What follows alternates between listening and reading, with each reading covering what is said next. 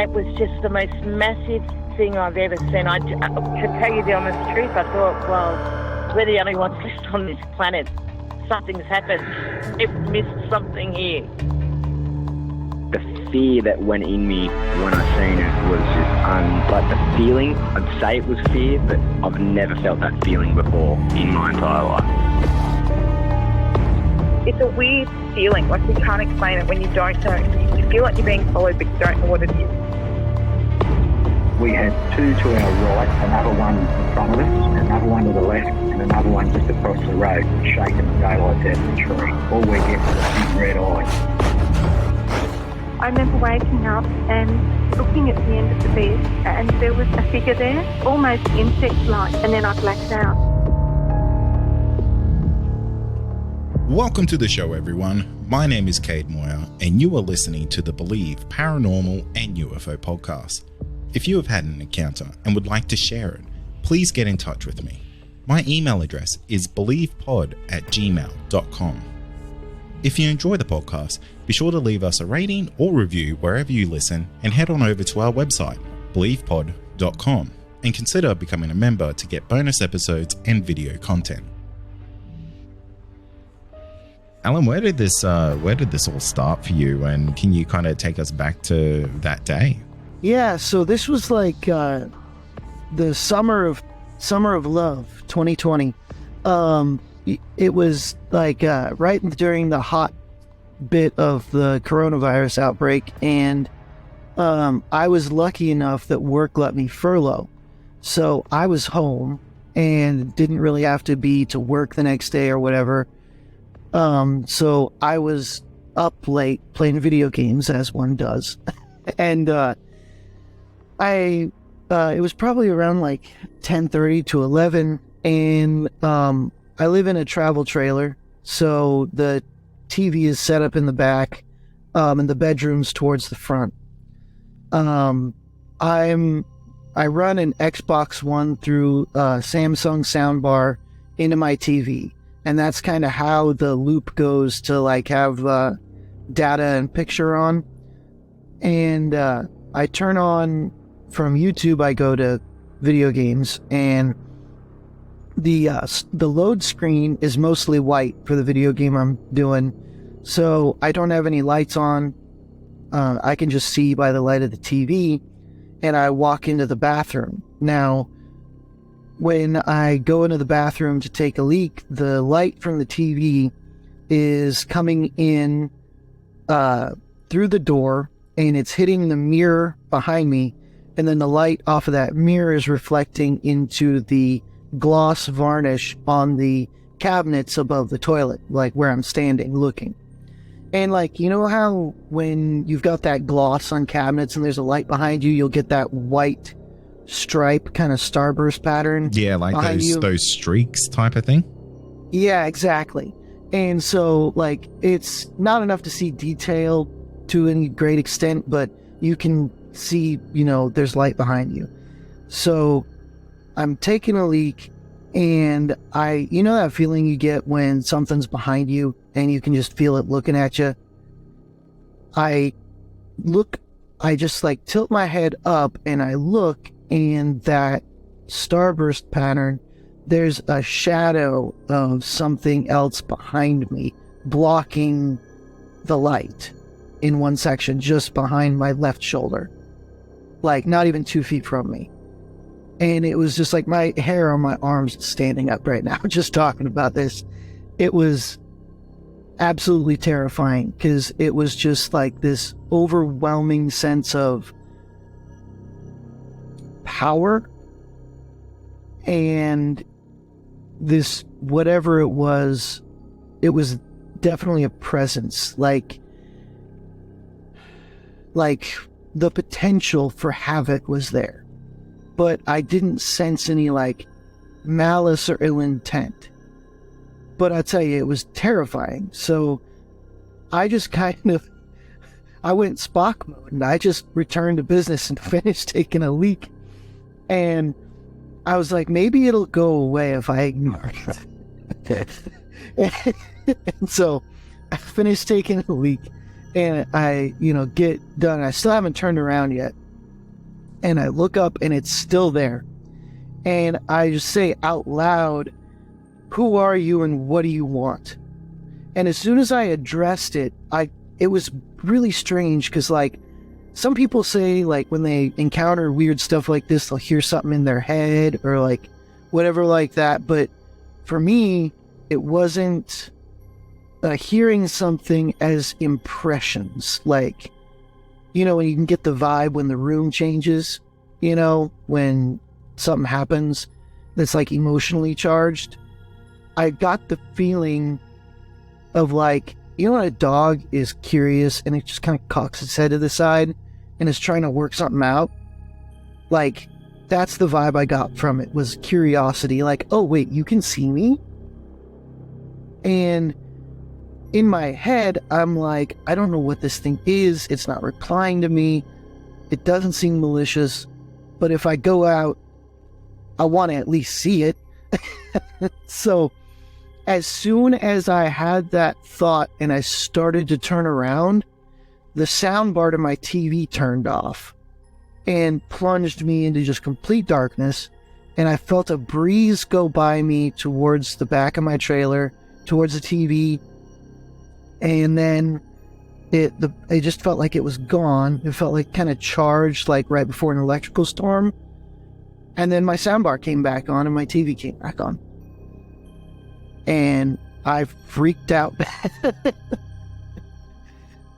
It was just one of the craziest things I've ever had happen to me. It's the first time I'd seen any kind of physical manifestation of any kind of weirdness in my life. Yeah, that is really, really creepy. And like, I always find it, I always find stories where people are in like very, very vulnerable positions, like being on the toilet. I'm sorry to say this, like almost a little bit humorous there, Alan, but like, yeah. I can absolutely imagine the fear that kind of goes into that as well. Because again, like I said, you haven't really got anywhere to run, and you're kind of doing your thing, and you just got to do your thing in those moments. I can only imagine the thoughts that are kind of swimming through your head, because one of the things that I don't know if you said this, but you're kind of in a fairly remote area where you're building a house, so it's not like this is just anyone who's come in off the street. Yeah, no, it's so I kind of am out in Washington State in the US, and in a very rural area, kind of between the towns of Arlington and Granite Falls. Like the smallest amount of land that you're allowed to own out here is 5 acres. It's a very rural area. And like where I'm living now, it's on my family's property. They let me like park my trailer here while I'm building, so I have hookups and stuff. And so I'm on a property with like 4 other people, and so, but they're family. So nobody should have been in here, and I would have heard them come in if they had and stuff. And, you know, how is somebody going to magically turn off a sound bar and run out the trailer without me hearing them and stuff? It was just, it was one of the strangest things I've ever experienced. So you didn't hear like a front door open or close at any point? Nope, nothing. In fact, one of the first things I did was, as soon as the light turned back on, I ran out and like looked at my door, and I put salt outside. I was just like, no. I was like, the Winchesters taught me. And I was just like, no, this is not good. And then I went and I walked over because my brother lives just on the same property, just a little ways away. And I went over and banged on his door. And I was like, you are not going to believe what just happened. And I woke him up, so I know it wasn't him. But yeah, it was crazy. I do think that somewhat the rural nature of the area, you never hear about stuff like this really happening in cities as much, to me. I don't know. I think that might have something to do with it. Yeah, it's one of these things that the paranormal, it kind of can really spring up kind of anywhere, but the really obscure stories kind of seem to come from like the bush or like those real rural areas. So, and I wonder why that is. I don't know if it's like a traveling spirit type of thing or something like that. But what I find really kind of interesting about your encounter is that this thing had you said it had a sense of a presence to it. So when you say that, it makes me think that this thing potentially had like a physical quality to it. Is that the vibe that you gave, or is that the vibe that you got from it? To me, it would have. That's hard to quantify in words. I would say to me, it did not feel. It felt like there was a presence. I wouldn't necessarily say it felt like it was something physically in my trailer. Like it didn't feel like matter, like you and I, like you can pick a book up off your table. It didn't feel like that. It felt like the energy you get when someone's staring at you from across the room and you just are aware that you're being noticed. That's kind of the feeling that I got. Like, I'm trying to think, John Keel talks about whatever those things, the ultra terrestrial or whatever, where maybe they just have like a higher up view than humans do. Maybe they can see a couple dimensions more than we can or something. It felt very, very intelligent, and it felt very powerful, and it felt like it was almost caught out by me seeing any little piece of it. Does that make you think that this thing has potentially been in that trailer with you for some time then? No, because I've never felt it before and never since. It was just and maybe it's just because I'm not that perceptive all the time. I mean, but, who knows? I mean, what do they say? That we've got 32 dimensions or something all stacked on top of each other, right next to each other? So there could be, a glob, standing right next to me, and I'd never even know it was there. So who knows? It's just, it felt like there was ultimate potential. Like, how like a machine or a tool doesn't have a will of its own. It's just like used by whoever uses it. It felt very much like that. Like it was in a neutral state. Like it wasn't aggressive, but it also wasn't benevolent. It felt like an observer. That's a really, really interesting way to put that, because it kind of means that the perception of this thing would be entirely up to the experiencer. And for me, that's really fascinating, because and that's really always the case when it comes to the paranormal, is that your perception really warps the reality of what you experienced, essentially. Yeah, the observer effect going on there. Yeah, 100%. Yeah, I kind of take the tack that, to me, it almost you hear about people doing astral projection or remote viewing or something like that, and people being able to tell when they're being remote viewed or something like that. It kind of the further away I get from it, the more I kind of had time to ruminate on it and think about it and stuff. It felt almost like that. Like there was somebody else was observing me, and that was like me picking up on them looking at me, and they were like, oh wait, he noticed us, weird. Yeah, that is interesting. And the fact that you didn't see it essentially face to face, you kind of saw it in a reflection.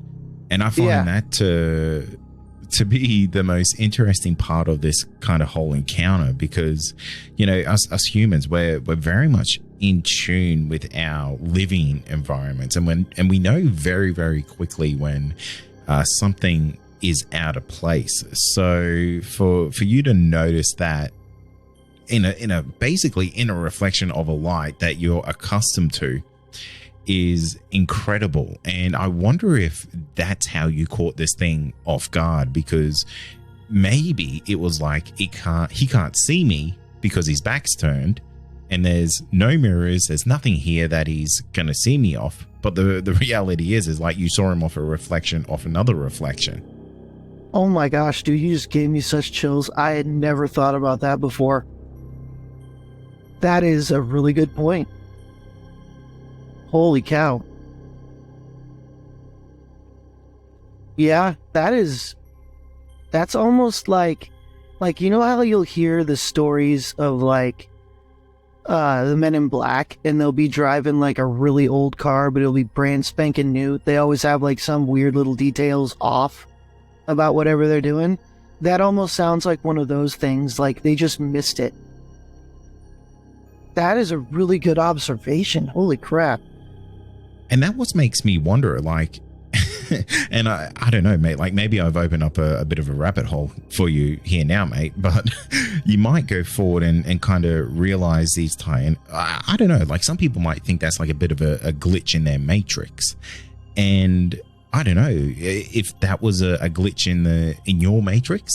But it's a rather interesting like little tidbit of your story that kind of really stands out to me, because yeah, like I said, everyone knows their space, like the back of their hand. And yeah, when that one thing is just that 0.5% difference, it really stands out.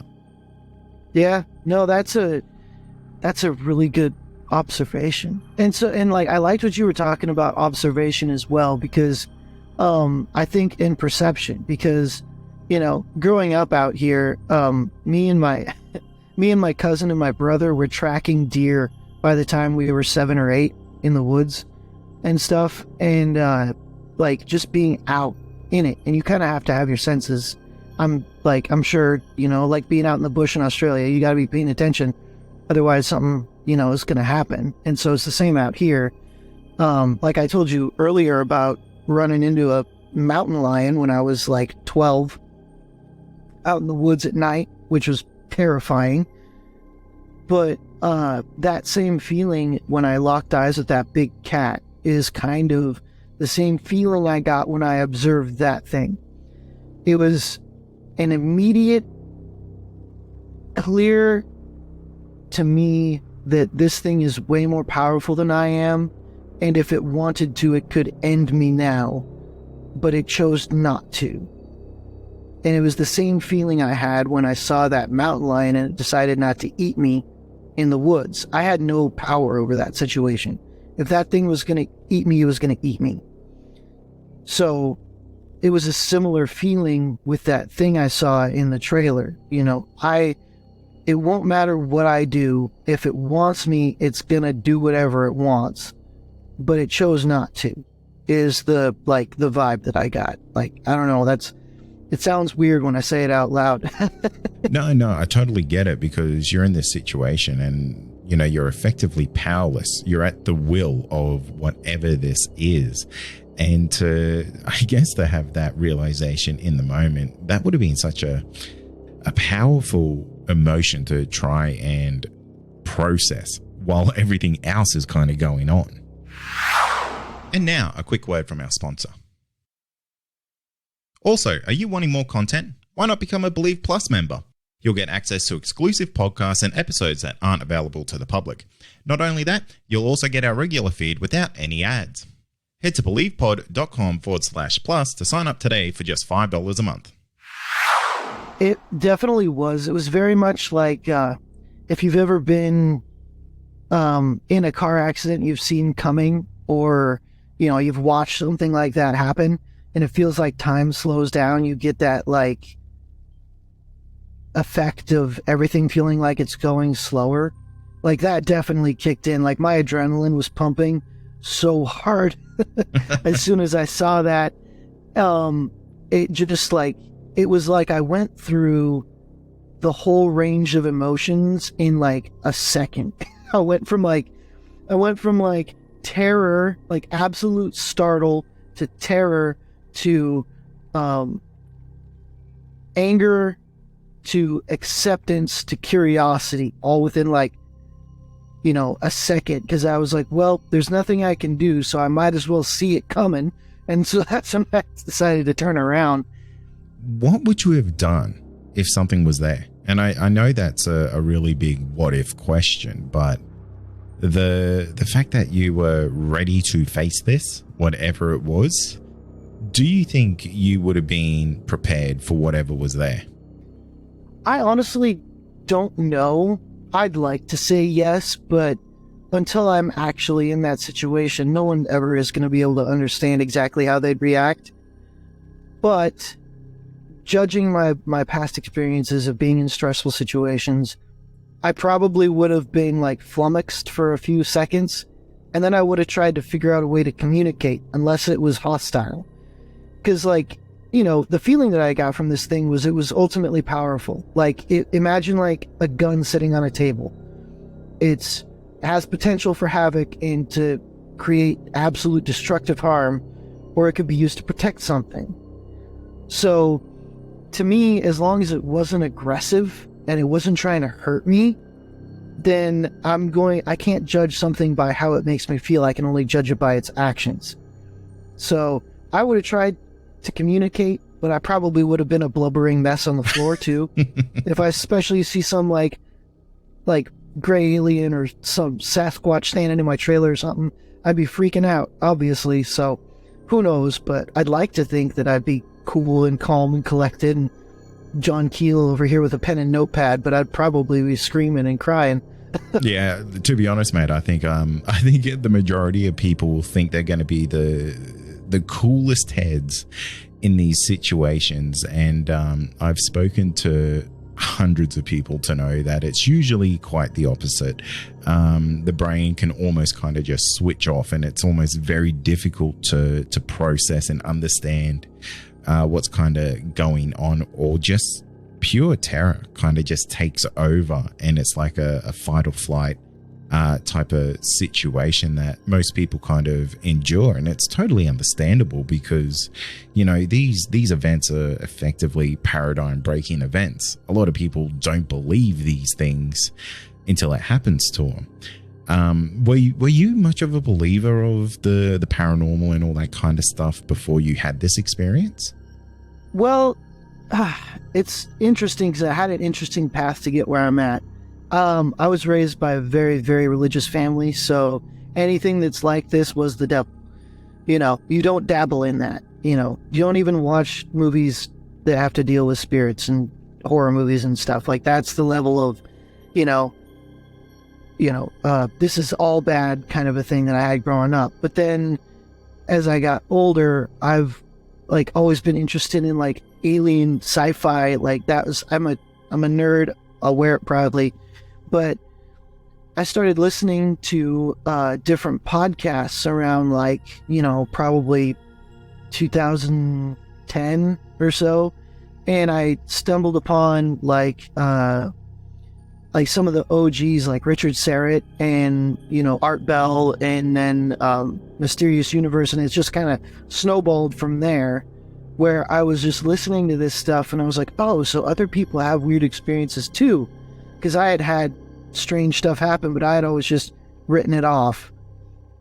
And then as my kind of ideas on faith and spirituality kind of matured as I got older, I started seeing the world not so black and white and a lot more shades of gray. And so I've always been cognizant of it.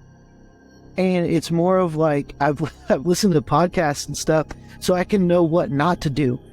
Like, it's kind of like, it's the same reason that you carry a condom or a gun if you're in the U.S. You hope, the chance that you're going to need it is 1%.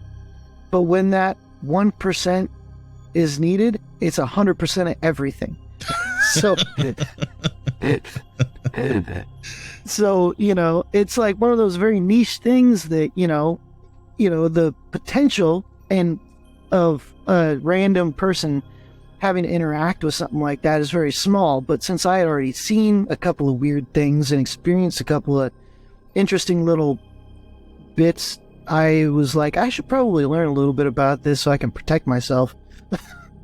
No, it's it's a really interesting take, because like if you weren't open to this type of stuff going on in the world, that would have been a situation that could almost make you feel like you're a little bit crazy. Like you're feeling like, am I experiencing the things that I'm experiencing?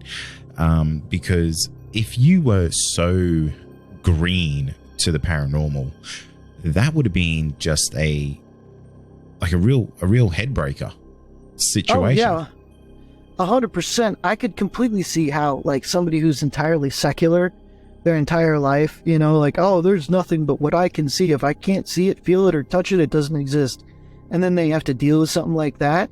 That'll send you to the loony bin. I mean, it's a complete and total, utter breakdown of what you thought was real and what you can perceive as real. Absolutely. And I think that happens to a lot of people, and it's why we do podcasts like this, and not just myself. There's hundreds of people out there that I'm generalizing, but I assume they kind of all do it for the same reason, that to let people know that you're not alone in these types of encounters, that they can kind of happen to everyone. Because one of my favorite little taglines is that, the paranormal doesn't kind of discriminate over who's going to get to experience it. The paranormal doesn't make you special or anything like that. It could really just happen to anyone. And I think that's what a lot of people have to realize, is that if they have had a paranormal encounter, like, they're not kind of going crazy or anything like that. Like, these things genuinely happen to people. And that's why I like to get people like yourself onto the show, because your encounter, it is unique, it is weird, it is different, and it kind of opens up the conversation to a lot of other people who go, hey, maybe this has happened to me.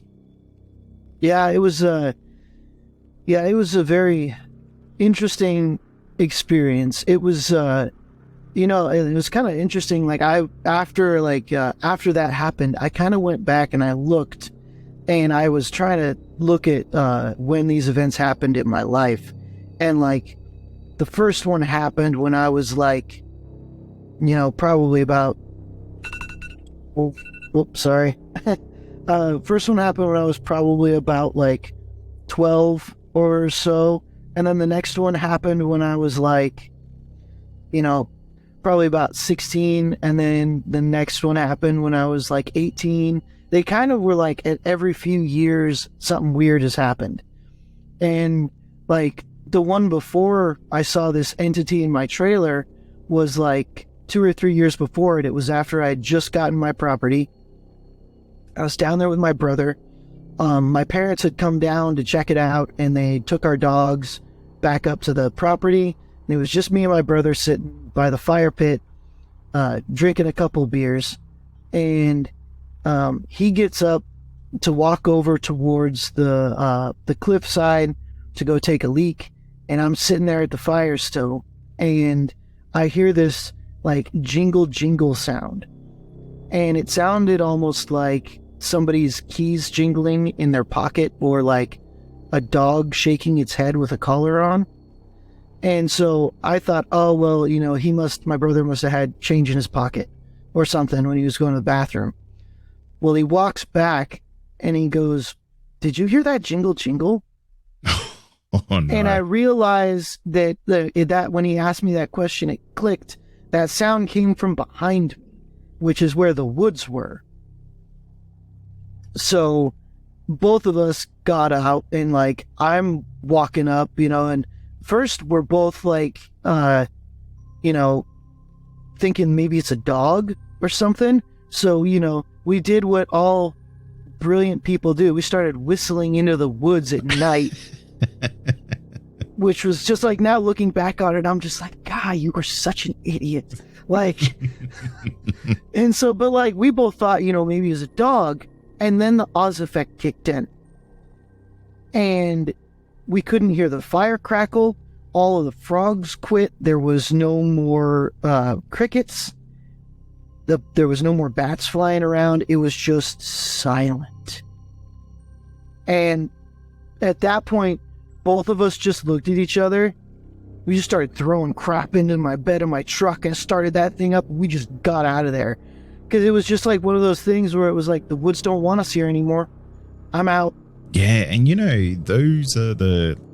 I don't know about over in the United States, but over here in Australia, when the bush goes quiet like that, it's a really eerie thing. And you usually hear that fairly often when people are about to have like a yowie encounter. So I don't know if that's the same with like the Sasquatch or not, like, or anything like that. It is, yeah. And like, you know, and that was like, as soon as I've heard, because like, you know, like I listen to the podcasts and stuff. So like, if I had never heard of the Oz effect, if I had never known, oh, that's a precursor to something really messed up happening usually, I would have still probably been curious because I'm naturally inquisitive, and I would be like, oh, I wonder what that sound was. I'm going to go look in the woods.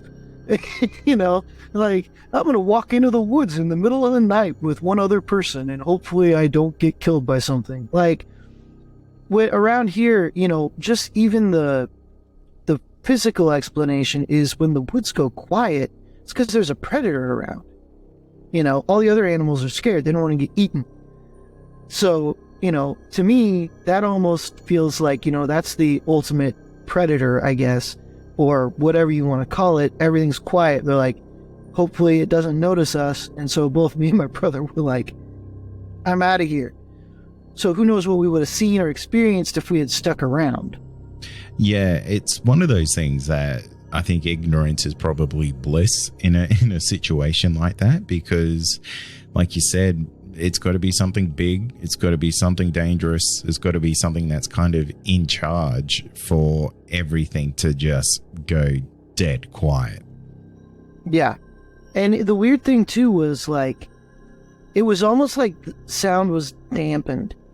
It was because like we couldn't hear the pops and crackles of the fire, and I couldn't hear the river, which I'm on the river, like as a river property. It's like maybe 1,000 feet away, and I can hear it all the time from where we were sitting, and I couldn't hear it. Like thinking back, I'm like, everything was just kind of like hushed. It was very strange. It was almost like you know, when you get well, you guys don't get much snow down there.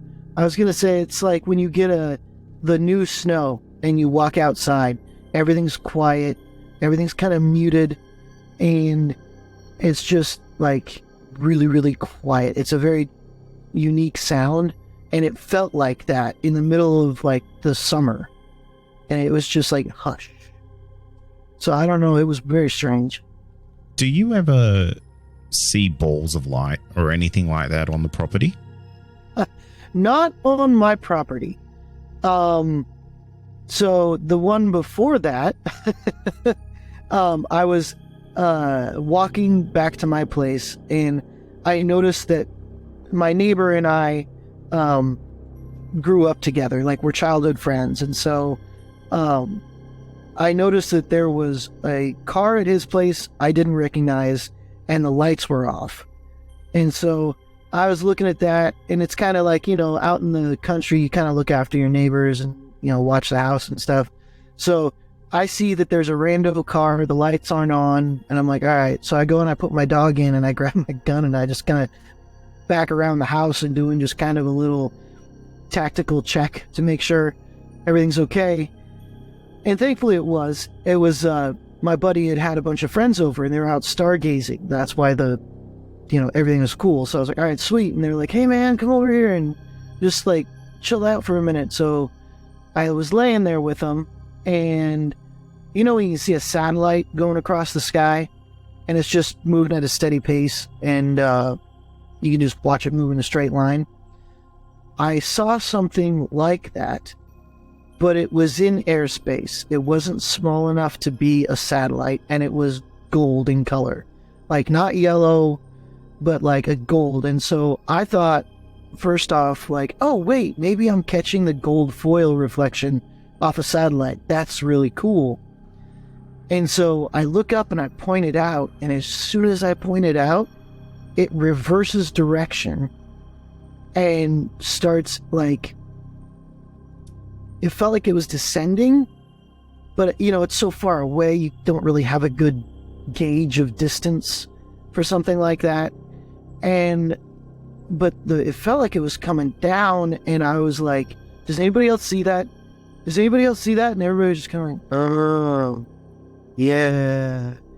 And I was just like, in my head, I was like, you need to leave us alone. And it just went boom, and it was gone. It was like, it was the fastest thing I've ever seen move. If I would have blinked, I wouldn't have seen it left. I would have thought it just disappeared. And then after that, I'm like, did you guys just see it? I'm freaking out. I'm like, did you guys just see that? And nobody wanted to talk about it. Everybody was just like, oh yeah, that was kind of weird. And I'm like, do you not understand physics enough to realize that what just happened is not supposed to be possible with the technology that we have? And nobody cared. I was just like, what is wrong with you people? You know, it's really weird that and this really happens more often with like a group sighting or a group encounter, is that one person is kind of enthralled about what happened, but the rest of the people just kind of show zero interest in it. And it's just incredibly odd. It's just like this high strangeness that kind of goes along with UFO encounters. And I've actually experienced it myself, and it was only with one other person, but we both saw the same thing, and they just flat out refused to accept what they saw. And it is odd how often this happens to people. That is super strange. It kind of makes me like, it makes me think of, like, you know, in all of like the different like sacred texts and stuff, they talk about like, you have to have eyes to see. And, you know, when I was younger and I was reading stuff like that, I was like, that makes zero sense. Like, I have to have eyes to see, of course, you dummy. But the older I get and the more I kind of look into all of the weirdness around the world and stuff, it seems like you do have to have eyes to see. You have to be paying attention and maybe have the right perception, the right headspace to be able to see and understand the craziness of what you just witnessed. And some people just, it seems like they don't have the RAM for it in their head or something. Like, they just can't process it.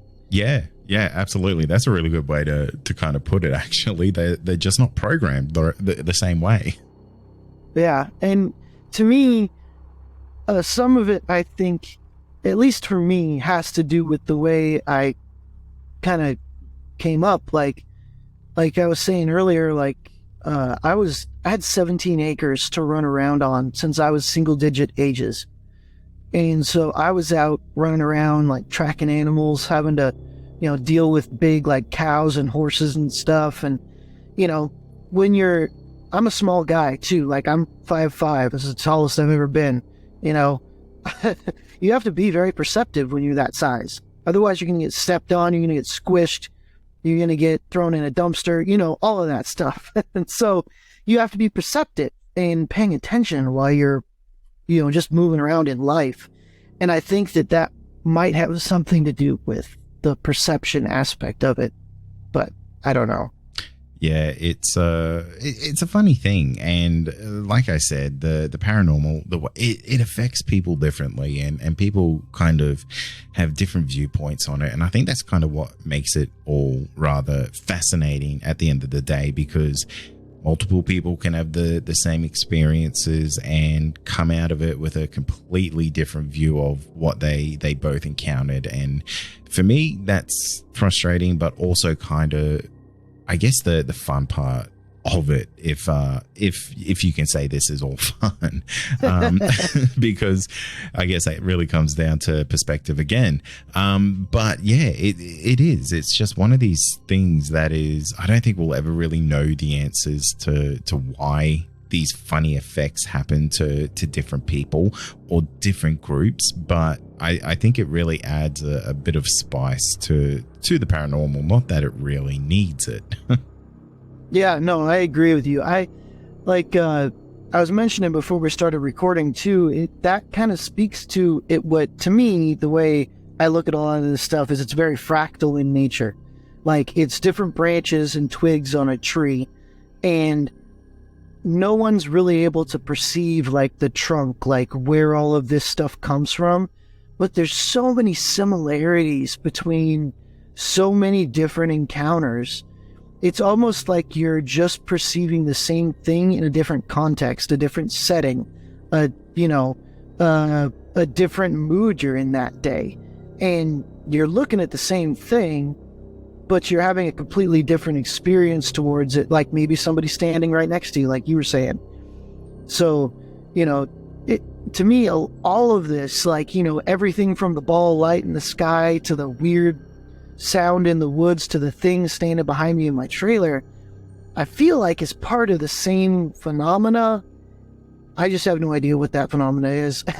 And I agree with you, mate. I think the world is about 3 degrees of separation is what kind of separates a lot of these stories, a lot of these encounters. And, I think the human perceptive is massive when it comes to it, because our range of view effectively is only very, very minor, and what could be going on could be much bigger. And I think that is something to keep in mind, because what you're seeing may only be the tip of the iceberg, and that could be either exciting or terrifying.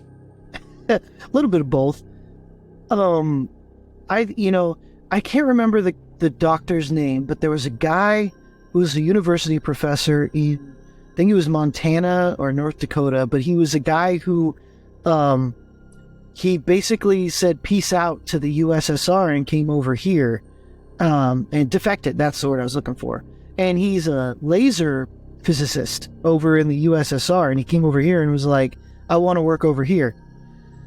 Well, he's been working on this thing called subtle energy, and so far, according to his book, he's been able to photograph meridian points for like acupuncture on people and stuff, and he's calling this energy subtle energy. So I think that there's whole other areas of physics and perception that, mainstream science isn't even willing to entertain the possibility of it existing. So how would they even come close to trying to explain some of the stuff that, to an average everyday person, they're like, oh, well, yeah, A plus B equals C.